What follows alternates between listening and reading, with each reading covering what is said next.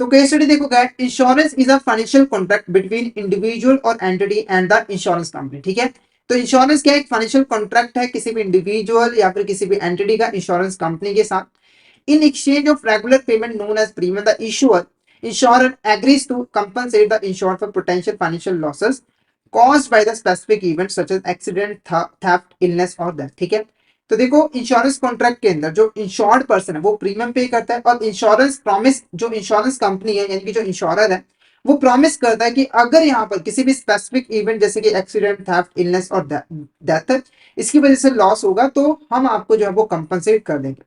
जब यहाँ पर कोई भी पर्सन इंश्योरेंस पॉलिसी को बाय करता है तो उसे रेगुलर प्रीमियम जो है वो पे करना पड़ता है इंश्योरेंस कंपनी को, जिसके बदले में इंश्योरेंस कंपनी उसको कंपनसेट जो है वो करती है, और जो भी लॉसेस और डैमेजेस है वो पहले से ही पॉलिसी में लिखा होता है। दिस कुड इंक्लूड, अब यहाँ पर जो इवेंट्स हैं वो क्या क्या हो सकते हैं, जैसे प्रॉपर्टी को डैमेज हो सकता है, लाइबिलिटी क्लेम हो सकता है, या फिर कोई हेल्थ इश्यू जो है वो हो सकता है। The principle of insurance are foundational concept that guide the operation and effectiveness of insurance contract. ठीक है, तो बेसिकली देखो हमारे कुछ प्रिंसिपल्स होते हैं इंश्योरेंस के जो जिनको फॉलो करना जरूरी होता है जब भी हम किसी इंश्योरेंस कॉन्ट्रैक्ट को फुलफिल जो है वो कर रहे होते हैं। बेसिकली इंश्योरेंस प्रिंसिपल हमें बताते हैं कि जो इंश्योरेंस कॉन्ट्रैक्ट है उसे कैसे ऑपरेट करना है और इफेक्टिवली कैसे यहाँ पर ऑपरेट करना है। These principles are crucial as they ensure fairness, prevent fraud and maintain the financial stability of insurance system। ये जो प्रिंसिपल्स होते हैं वो काफी ज्यादा इंपॉर्टेंट रहते हैं क्योंकि इनसे इंश्योरेंस सिस्टम के अंदर, इंश्योरेंस कॉन्ट्रैक्ट के अंदर फेयरनेस आती है, हम फ्रॉड को प्रिवेंट कर पाते हैं और फाइनेंशियल स्टेबिलिटी को भी मेंटेन जो है वो कर पाते हैं। की प्रिंसिपल की बात करें तो कौन कौन से हैं, utmost good faith, insurable interest, indemnity, subrogation and contribution. तो ये कुछ इंपॉर्टेंट प्रिंसिपल्स हैं जिनको फॉलो करना जरूरी होता है जब भी हम इंश्योरेंस कॉन्ट्रैक्ट को फुलफिल जो है वो कर रहे होते हैं, परफॉर्म कर रहे होते हैं। और ये प्रिंसिपल जो है हमारे इंश्योरर और जो इंश्योर्ड पर्सन है दोनों को ही यहाँ पर फुलफिल जो है वो करने पड़ते हैं। क्लियर है? अब फटाफट से प्रिंसिपल से रिलेटेड इस केस स्टडी से रिलेटेड कुछ यहाँ पर इंपॉर्टेंट क्वेश्चंस को हम जो है यहाँ पर डिस्कस कर लेते हैं। तो क्वेश्चन देखो क्या है, dash principle state that insurer and insured both must be transparent and disclose all the essential information required before signing up insurance policy। ठीक है, एक ऐसा प्रिंसिपल जो कि हमें बताता है कि जब भी कोई इंश्योरेंस पॉलिसी जो है वो बनाई जा रही होगी, कोई भी इंश्योरेंस कॉन्ट्रैक्ट किया जा रहा होगा, तो हमारी जो दोनों पार्टीज है इंश्योरर और इंश्योर्ड उन्हें यहाँ पर सभी इसेंशियल इंफॉर्मेशन जो है एक दूसरे को फुली डिस्क्लोज जो है वो करनी पड़ेगी। जैसे एग्जांपल के यहाँ पर ए और बी, एक यहाँ पर एक पर्सन है जो कि हेल्थ इंश्योरेंस करवाने आया है एक हेल्थ इंश्योरेंस कंपनी के पास। ठीक है, तो यहाँ पर देखो दोनों पार्टीज की रिस्पॉन्सिबिलिटी बनती है कि इंश्योरेंस कॉन्ट्रैक्ट करने से पहले जितनी भी इंपॉर्टेंट इन्फॉर्मेशन है उसे डिस्क्लोज किया जाए। जैसे एक पर्सन की यहाँ पर रिस्पॉन्सिबिलिटी बनती है कि अगर उसे पहले से कोई बीमारी हो तो उसके बारे में वो इंश्योरेंस कंपनी को सही सही बता दे, और हेल्थ इंश्योरेंस कंपनी की रिस्पॉन्सिबिलिटी बनती है कि वो उसे क्लियरली बता दे कि किस किस बीमारी में उसे यहाँ पर क्लेम मिलेगा और किस किस बीमारी में क्लेम नहीं मिलेगा। ठीक है, तो ये कौन सा प्रिंसिपल है, पहला principle of utmost good faith, या फिर प्रिंसिपल ऑफ इंश्योरेबल इंटरेस्ट, या फिर प्रिंसिपल ऑफ इंडेमनिटी, या फिर प्रिंसिपल ऑफ सब्रोगेशन। तो फटाफट से इसका आंसर बता दिए, इसका करेक्ट आंसर क्या रहेगा, कौन सा प्रिंसिपल, ऑप्शन ए, बी, सी और डी, क्या होगा इसका करेक्ट आंसर? फटाफट से चैट बॉक्स में बता दिए इसका करेक्ट आंसर आपको क्या लग रहा है।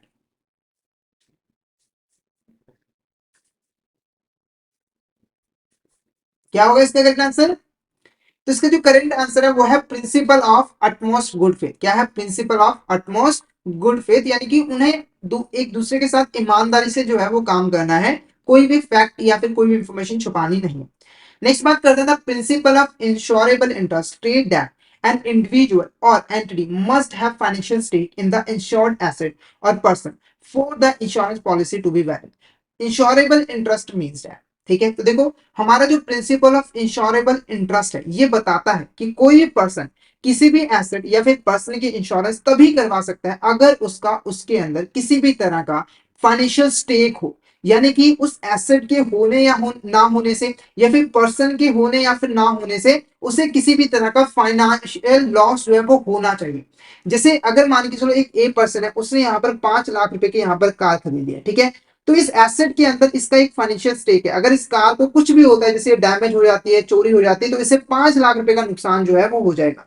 तो इस पर्सन का एक तरह का इंश्योरेबल इंटरेस्ट है इस एसेट के अंदर, तो इस प्रिंसिपल के अकॉर्डिंग ये इस एसेट की इंश्योरेंस जो है वो करवा सकता है। ऐसे ही अगर ये किसी पर्सन की लाइफ इंश्योरेंस करवाना चाहता है, जैसे अपनी वाइफ की लाइफ इंश्योरेंस करवाना चाहता है, तो इसका ये जो पर्सन है इसका एक तरह का यहाँ पर फाइनेंशियल स्टेक है वाइफ, मतलब अपनी वाइफ के अंदर, यानी कि इसके ना होने या होने मतलब होने ना होने से उसको किसी भी तरह का फाइनेंशियल लॉस होगा, तो वो इसका भी इंश्योरेंस जो है वो करवा सकता है। जैसे अब देखो ऐसा नहीं है कि एक पर्सन किसी का भी इंश्योरेंस जो है वो करा सकता है। हो सकता है कि कोई पर्सन कह रहा है कि मैं ना अपने पड़ोसी की यहाँ पर कार का इंटरेस्ट जो इंश्योरेंस जो है वो करवा, तो ऐसा बिल्कुल भी नहीं, क्योंकि इस पर्सन का अपने पड़ोसी की कार में कोई भी इंश्योरेबल इंटरेस्ट नहीं है। पड़ोसी की कार को कुछ भी हो, इस पर्सन को यहाँ पर कोई भी लॉस नहीं होने वाला। क्लियर है आपको? तो इंश्योरेबल इंटरेस्ट के अकॉर्डिंग जो हमारा प्रिंसिपल है उसके अकॉर्डिंग पर्सन तभी इंश्योरेंस करवाएगा अगर उसका इंश्योर्ड एसेट या फिर पर्सन के अंदर कोई ना कोई financial stake.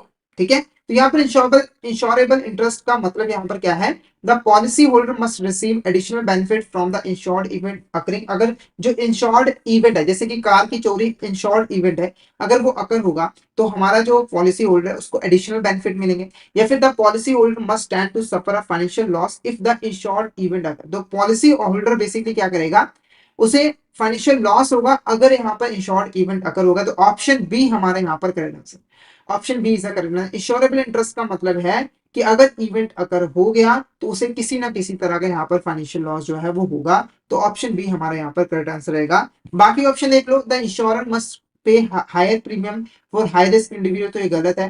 The policy holder can insure any asset without an financial connection, तो ये भी गलत है।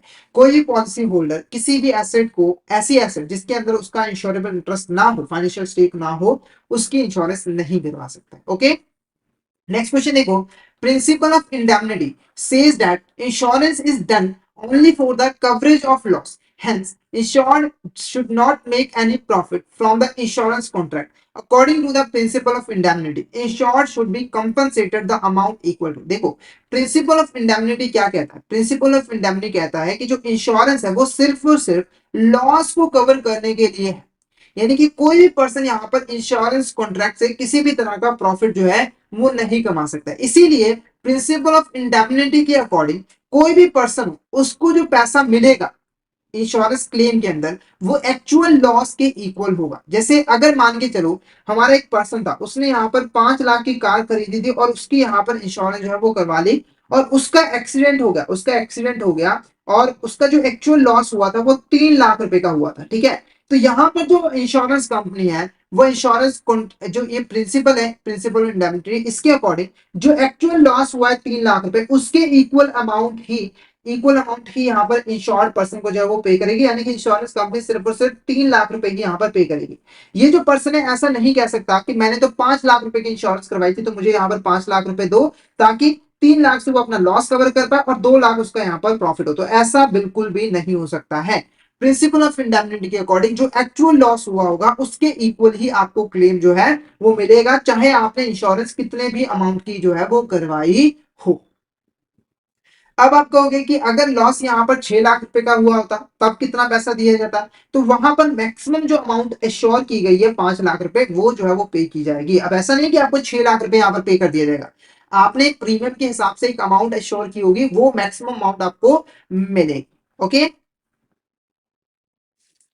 तो ऑप्शन ये हमारा क्या होगा, actual loss is the correct answer. Actual loss is the correct answer. Sum assured क्या होता है, सम एश्योर्ड क्या होता है, देखो जब आप कोई इंश्योरेंस पॉलिसी ले रहे हो तो जो मैक्सिमम अमाउंट होती है, जो मैक्सिमम क्लेम आपको मिल सकता है, वो हमारा सम एश्योर्ड कहता है। जैसे आपने 5 लाख की इंश्योरेंस पॉलिसी के लिए तो मैक्सिमम अमाउंट आपको कितना मिलेगा, कोई भी लॉस होने की केस में 5 लाख रुपए, तो वो हमारा क्या कहलाता है, वो हमारा कहलाता है एक्चुअल सम एश्योर्ड। प्रीमियम तो आपको पता लग ही गया है, प्रीमियम तो ऑलरेडी हमने डिस्कस कर लिया था। नेक्स्ट क्वेश्चन की बात करें, principle of subrogation allow the insurer to step out into the shoes of insure. Subrogation allows, ठीक है, तो इस जो प्रिंसिपल है सब्रोगेशन, इसको एक एग्जांपल की हेल्प से मैं थोड़ा आपको समझाना चाहूंगा। तो मान के चलो एक पर्सन था, उसने यहाँ पर 5 लाख रुपए की कार खरीदी थी, और यहाँ पर एक बी पर्सन था, और बी पर्सन की नेग्लिजेंस की वजह से, बी पर्सन की गलती की वजह से जो है एक पर्सन की कार का एक्सीडेंट हो गया। मान के चलो इसकी कार जो है वो सड़क के किनारे खड़ी थी पार्किंग लॉट में, और बी पर्सन जो है तेज कार चला के आया और इसकी कार में ठोक दिया, जिसकी वजह से इसकी कार को 3 लाख रुपए का नुकसान हुआ। नॉर्मल केस के अंदर ए पर्सन के पास राइट है कि वो बी पर्सन से अपना सारा का सारा जो लॉस हुआ है उसको यहाँ पर रिकवर कर सके। मान के चलो ए पर्सन ने यहाँ पर इंश्योरेंस करवाई हुई थी इंश्योरेंस कंपनी के पास, ठीक है। तो ए पर्सन ने क्या किया, इंश्योरेंस कंपनी से अपना जो भी लॉस था वो कवर करवा लिया, मान के चलो 3 लाख, 3 लाख, ठीक है। अब जैसे ही इंश्योरेंस कंपनी ने ए पर्सन को उसका क्लेम दे दिया, तो ए पर्सन के जो भी राइट थे बी पर्सन के खिलाफ लॉस को रिकवर करने की, वो किसको ट्रांसफर हो जाते हैं, इंश्योरेंस कंपनी को। और यही हमारा कहता है principle of subrogation. Insurance to step into the shoes of insured, मतलब कि पहले जो इंश्योर्ड पर्सन के पास राइट थे, क्लेम देने के बाद वो सारे राइट्स इंश्योरेंस कंपनी के पास जो है वो चले गए हैं। अब इंश्योरेंस कंपनी के पास पूरा राइट है कि उसने जो भी क्लेम यहाँ पर ए पर्सन को दिया है, वो अपने लॉस की भरपाई जो है वो बी पर्सन से जो है वो रिकवर करे, यानी कि वो कोर्ट के अंदर केस फाइल वगैरह जो है वो कर सकती है। तो कौन सा ऑप्शन यहाँ पर करेक्ट आंसर होगा, तो the insurance to pursue recovery from third party responsible for the loss. तो जो इंश्योरर है वो बेसिकली थर्ड पार्टी जिसकी वजह से लॉस हुआ है उससे जो है अमाउंट को रिकवर कर सकता है। तो ये बिल्कुल करेक्ट है, सब्रोगेशन ये अलाउ करता है। उसके बाद insure to receive additional compensation for the same loss from the multiple insurance. तो यहाँ पर इंश्योर्ड पर्सन जो एडिशनल कंपनसेशन रिसीव करेगा मल्टीपल इंश्योरेंस से, ये भी गलत है। The policy holder transfer the insurance policy to another individual, जो पॉलिसी होल्डर है वो अपने इंश्योरेंस पॉलिसी को अनदर इंडिविजुअल के पास ट्रांसफर कर सकता है, तो ये भी गलत है। The insurance cancel two policy if claim is made, तो ऑप्शन ए ही हमारे यहाँ पर करेक्ट आंसर रहेगा, बाकी चीजें अलाउ नहीं करता है सब्रोगेशन।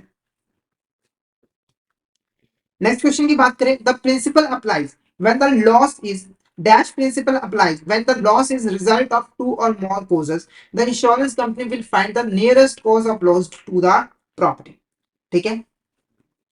अब यहाँ पर जो प्रिंसिपल अप्लाई होता है, इसको थोड़ा सा मैं अगर एग्जांपल से आपको थोड़ा समझाऊं तो देखो, जब हम इंश्योरेंस पॉलिसी लेते हैं तो उसके अंदर ना पहले से लिखा होता है कि किस रीजन की वजह से अगर लॉस होगा तभी यहाँ पर इंश्योरेंस कंपनी जो है वो क्लेम देगी। जैसे एग्जांपल क्लेम, आपने यहाँ पर एक कार इंश्योरेंस करवाई, आपने यहाँ पर कार इंश्योरेंस जो है वो करवाई, और इंश्योरेंस पॉलिसी के अंदर लिखा हुआ है कि अगर कार का एक्सीडेंट हो या फिर कार चोरी हो जाए, ठीक है, तभी आपको यहाँ पर कंपनसेशन मिलेगा, अदरवाइज आपको कंपनसेशन जो है वो नहीं मिलेगा। जैसे एग्जांपल के मान के चलो, एक पर्सन ने क्या किया, अपनी कार को जानबूझकर जो है वो जला दिया, अपनी कार को जानबूझकर जला दिया और कहा कि मेरी कार तो जल गई, आप मुझे क्लेम दो। तो इंश्योरेंस कंपनी ने पहले ही बोला हुआ है कि अगर कार चोरी होगी या फिर कार का एक्सीडेंट होगा गलती से, तभी यहाँ पर क्लेम मिलेगा, अदरवाइज नहीं मिलेगा, ठीक है। इसीलिए जब भी कोई इवेंट होता है तो इंश्योरेंस कंपनी फाइंड आउट करते हैं कि इस इवेंट का कॉज क्या है, और वो कॉज क्या इंश्योरेंस पॉलिसी की जो टर्म एंड कंडीशन है उसके अंदर इंक्लूडेड था।